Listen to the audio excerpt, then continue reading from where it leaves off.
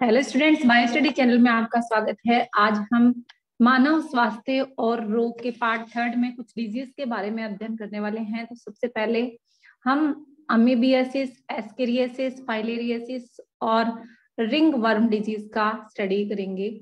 Amoebiasis रोग क्यों होता है, एस्केरियासिस के क्या कारण है। तो सबसे पहले अमीबियासिस रोग को हम लेते हैं। बेटा, अमीबियासिस रोग होता है एक प्रोटोजोआ के कारण। प्रोटोजोआ होता है जो वृहद आंत्र में पाया जाता है और वृहद आंत्र में पहुंचकर ये मनुष्य को नुकसान पहुंचाता है। इसका नाम है एंट अमीबा हिस्टोलाइटिका। यह प्रोटोजोआ मनुष्य की आंत्र में, वृहद आंत्र में पहुंचकर कई तरह के लक्षण प्रकट करता है और अमीबियासिस डिजीज कॉज करता है।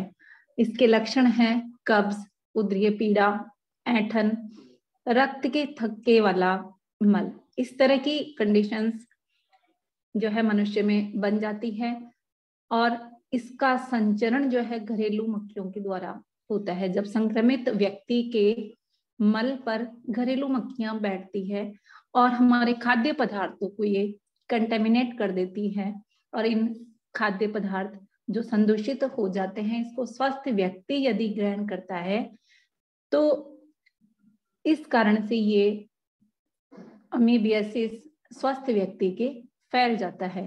तो इस तरह से ये डिजीज फैलती है। बेटा, अगला जो है अमीबियासिस के बाद हम रोग लेते हैं एस्केरियासिस। एस्केरियासिस जैसा कि ये भी आंत्र परजीवी होता है, एस्केरिस कृमि होता है, इसके कारण ये रोग फैलता है। एस्केरिस कृमि के कारण ये डिजीज होती है। इसके लक्षण है पेशीय पीड़ा, ज्वर, अरक्तता यानी खून की कमी हो जाना, आंतरिक रक्तस्राव। इस तरह की लक्षण प्रकट होते हैं इस डिजीज में, एस्केरियासिस में, जो कि आंत्र परजीवी एस्केरिस के कारण ये रोग होता है और ये कृमि होता है जो कि आंत्र में पहुंच जाता है। अब इसके संचरण की बात करें कि ये रोग कैसे बढ़ता है। ये अगर व्यक्ति के परजीवी के अंडे जो है संक्रमित व्यक्ति के मल के साथ बाहर आते हैं और मल के साथ बाहर आने के बाद ये मिट्टी, जल, पौधे और जो संबंधित वस्तुएं होती है उनको ये कंटेमिनेट कर देते हैं और कंटेमिनेट करने के बाद यदि स्वस्थ व्यक्ति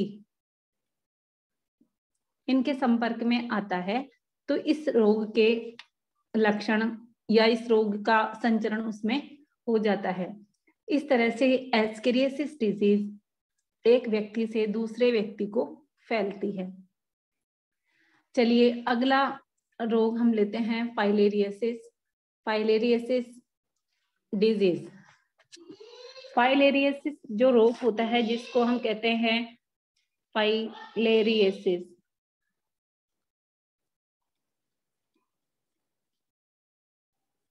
इसका दूसरा नाम है हाथी पांव। जैसा कि नाम से ही क्लियर हो रहा है, फाइलेरियासिस डिजीज या हाथी पांव जो डिजीज होती है, ये जो डिजीज है ये भी एक कृमि के कारण होती है और इस हाथी पांव डिजीज में अंग कौन कौन से प्रभावित होते हैं। इसमें लिम्फेटिक वेसल्स,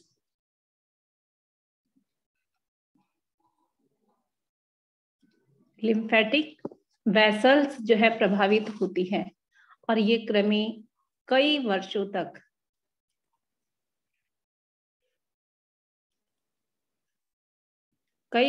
तक अंगों में रहता है।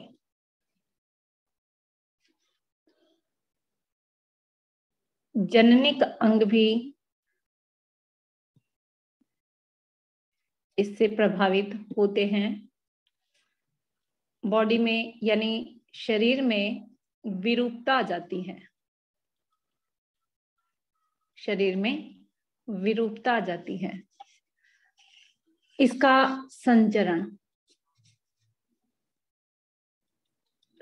संचरण देखें या वाहक जो है कैसे होता है।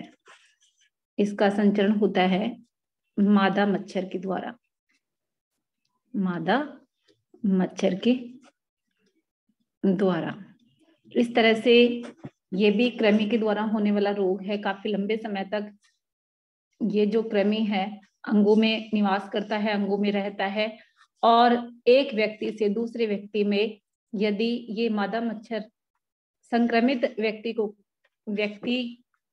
के मल के संक्रमित व्यक्ति से ये मादा मच्छर किसी स्वस्थ व्यक्ति को काट लेता है तो उसमें ये रोग फैल जाता है। इस तरह से ये डिजीज एक व्यक्ति से दूसरे व्यक्ति में संचरित होती है। चलिए अगली डिजीज लेते हैं हम, दाद या रिंगवर्म। दाद या रिंगवर्म। दाद ये रोग जो है बेटा कवक की वजह से होता है। किसकी वजह से होता है? कवक की वजह से। ये कवक कौन कौन से हो सकते हैं? जैसे कि माइक्रोस्पोरम, ट्राइकोफाइटोन,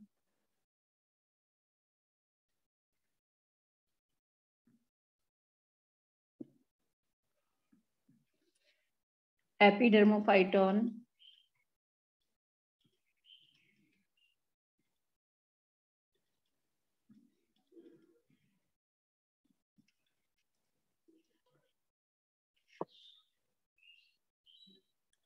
इन वंशों के कवक होते हैं ये।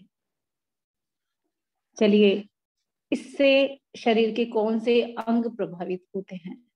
मोस्टली ये जो दाद है या रिंग वर्म है ये स्किन पे सबसे ज्यादा स्केली लीजन्स बनाता है। स्केली लीजन्स बनाता है त्वचा और नाखून,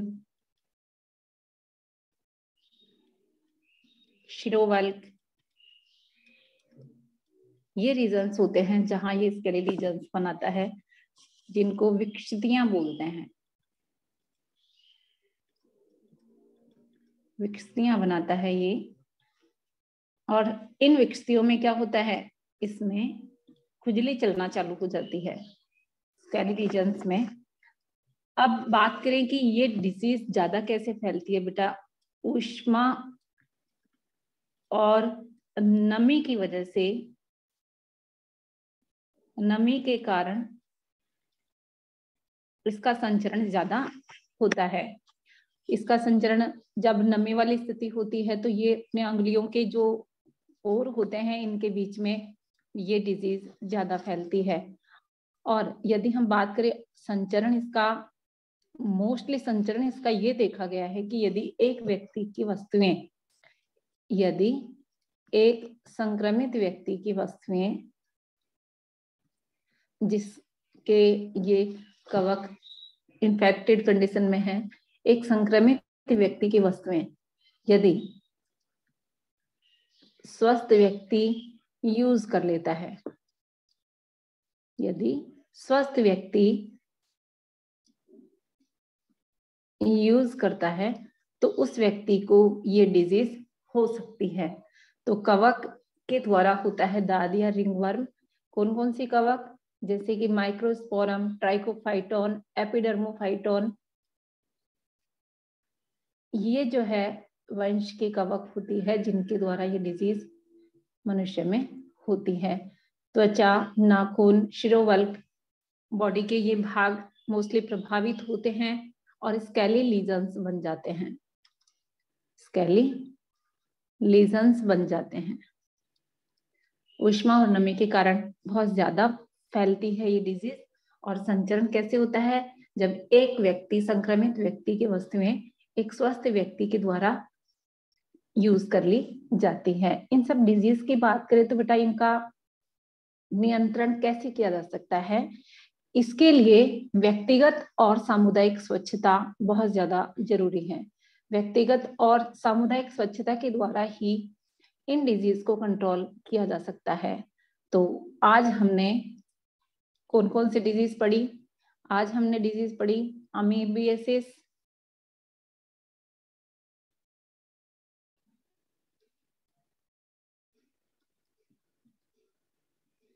ascariasis,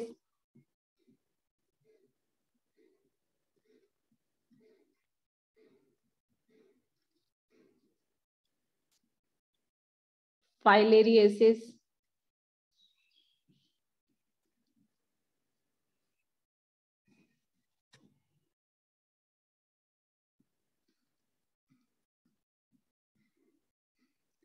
filariasis wuchereria malayi, wuchereria की स्पीसीज के द्वारा होती है बेटा। फाइलेरियासिस जो डिजीज होती है ये वाउचेरिया जो है कृमि होता है इसके द्वारा होती है। वाउचेरिया की स्पीशीज इसके लिए जिम्मेदार होती है हाथी पांव डिजीज के लिए, और दाद या रिंगवर्म। इन चारों डिजीज के आपको कॉजल ऑर्गेनिज्म यानी कि पैथोजन और संचरण कैसे होता है, लक्षण क्या होते हैं, ये आपको अच्छे से याद करने हैं इस वीडियो में। उम्मीद करती हूँ कि आपको समझ में आया होगा। Okay guys, thanks for watching. अगर चैनल को सब्सक्राइब नहीं किया है तो सब्सक्राइब कर दें।